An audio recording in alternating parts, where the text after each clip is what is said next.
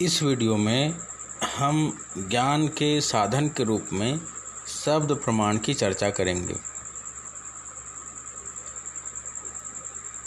चार्वाक दर्शन के अतिरिक्त शब्द प्रमाण को सभी दार्शनिक किसी न किसी प्रकार से ज्ञान प्राप्ति का साधन मानते हैं। शब्द प्रमाण को मानने वालों में नास्तिक दर्शनों में जैन दर्शन, बौद्ध दर्शन, आस्तिक दर्शनों में न्याय दर्शन, वैशेषिक दर्शन, सांख्य दर्शन, योग दर्शन, मीमांसा दर्शन और वेदांत संप्रदाय, ये सभी सांख्य दर्शन को, ये सभी शब्द प्रमाण को मानते हैं। शब्द को आप्त वाक्य माना गया है। आप्त वाक्य का मतलब है प्रामाणिक पुरुष या वृद्ध पुरुषों का ज्ञान। यहाँ प्रामाणिक पुरुष या वृद्ध पुरुष से अर्थ है कि जिनका अनुभव व्यापक हो, अर्थात जिनका कहा हुआ गलत साबित न हो और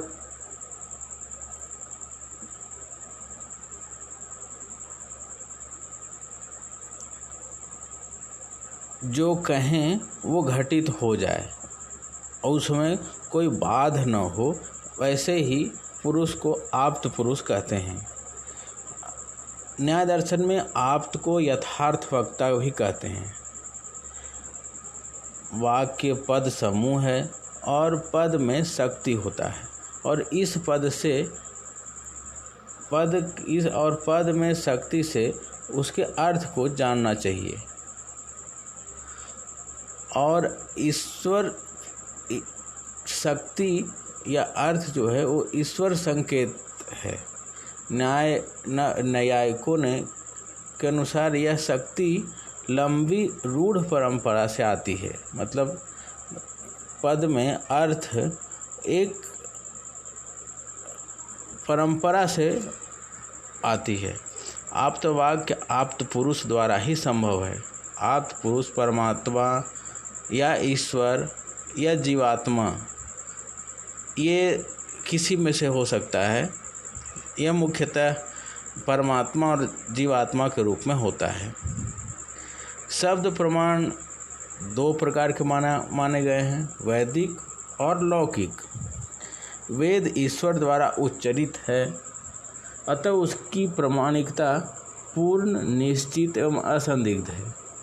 जीवात्माओं में यथार्थ वक्ता या महापुरुषों के वाक्य ही प्रामाणिक हैं, जिनका अनुभव व्यापक हो। पद समूहात्मक वाक्यों से अर्थबोध होता है। पदों में शक्ति मानी गई है और यह शक्ति दो प्रकार की होती है, अविधा और लक्षणा। वाक्यार्थ बोध के लिए आकांक्षा, योग्यता, सन्निधि और तात्पर्य, इन हेतुओं का होना आवश्यक है। अब इनकी अलग अलग व्याख्या इस प्रकार है। वाक्य के पदों में अर्थबोध के लिए अन्वयात्मक परस्पर संबंध होता है, जिसके कारण वाक्य का समग्र अर्थबोध होता है। इसे आकांक्षा कहते हैं। परस्पर अलग अलग पद समूह से सार्थक वाक्य नहीं बनता, क्योंकि उसमें वाक्य के समग्र अर्थबोध की आकांक्षा नहीं होती। जैसे यदि हम ये कहें गाय, घोड़ा, आदमी, हाथी, तो यह वाक्य आकांक्षा विहीन है, अतः यह कोई सार्थक वाक्य नहीं है। दूसरा हेतु है अर्थ के लिए, वह है योग्यता, जिसका अर्थ है कि पद समूहों में अर्थ को अभिव्यक्त करने की योग्यता होनी चाहिए, जिससे अर्थ का बाध न हो सके। जैसे यदि हम ये कहें कि इन पौधों को आग से सींचो, तो यह वाक्य सार्थक नहीं है, क्योंकि सिंचाई पानी से होती है, आग से नहीं। आग से पौधे जल जाते हैं। अर्थात जो शब्द या पद समूह से अर्थ अभिव्यक्त हो रहा है यहाँ, वह व्यवहार से बाधित हो जा रहा है। अतः यह यहाँ योग्यताहीनता है। तीसरी आवश्यकता है सन्निधि, अर्थात वाक्यों में पदों का अविलंब उच्चारण करना। उदाहरण के लिए यदि किसी वाक्य के शब्दों को एक घंटे के अंतराल पर उच्चारित किया जाए तो उनसे अर्थबोध नहीं होगा। जैसे अगर हम ये कहें कि देवदत्त, और भी अंतराल यहाँ करने, और फिर गाय, फिर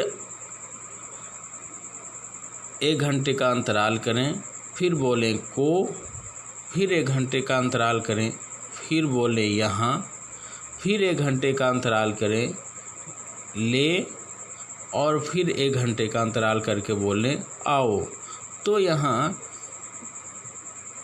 इस वाक्य में शब्दों का अर्थ स्पष्ट नहीं होगा। तो यह अविलंब उच्चारणता सन्निधि है।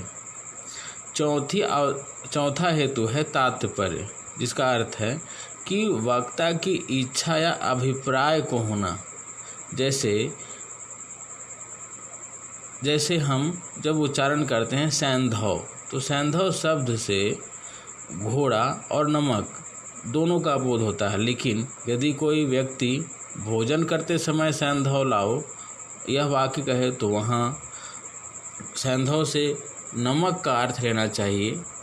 और यदि युद्ध में जाते समय यदि ये कहे कि सैंधव लाओ तो वहाँ सैंधव का तात्पर्य घोड़े से लेना चाहिए।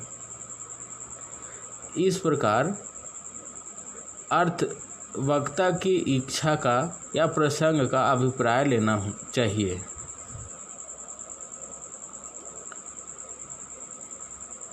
मीमांसा दर्शन में शब्द प्रमाण के लिए कुछ अलग व्याख्या मिलती है।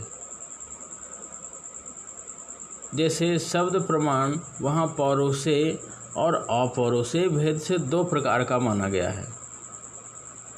पौरुषेय आप्त वाक्य है और अपौरुषेय वेद वाक्य है।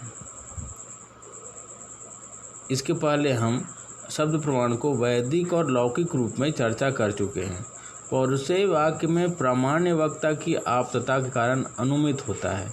इसमें संशय और विपर्य की संभावना रहती है तथा अन्य ज्ञान से कभी इसका बाद भी हो जाता है।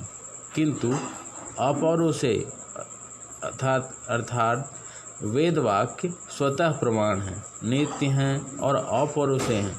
वेद किसी पुरुष की कृति नहीं है, इनका रचयिता कोई नहीं है, न जीव और न ईश्वर।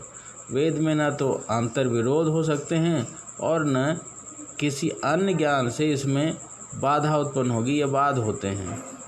प्रभाकर ने केवल अपौरुषेय वेद को ही शब्द प्रमाण माना है तथा आप्त वाक्य का अनुमान में अंतर्भाव कर दिया है, जबकि कुमारिल शब्द प्रमाण को 2 प्रकार पौरुषेय और अपौरुषेय के रूप में स्वीकार करते हैं।